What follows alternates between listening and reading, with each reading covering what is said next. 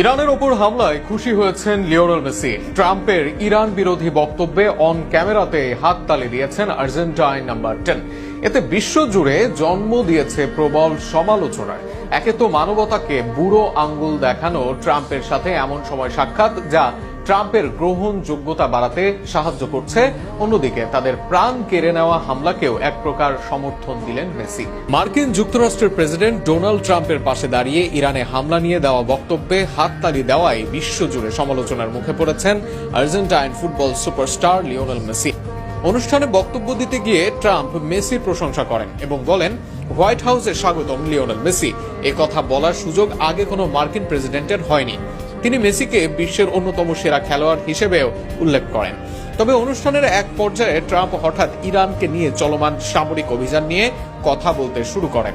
তিনি দাবি করেন, যুক্তরাষ্ট্র ও ইসরায়েলের যৌথ বাহিনী ইরানের বিরুদ্ধে হামলায় শত্রুকে সম্পূর্ণভাবে ধ্বংস করছে এবং মার্কিন সামরিক বাহিনী বিশ্বের সবচেয়ে শক্তিশালী।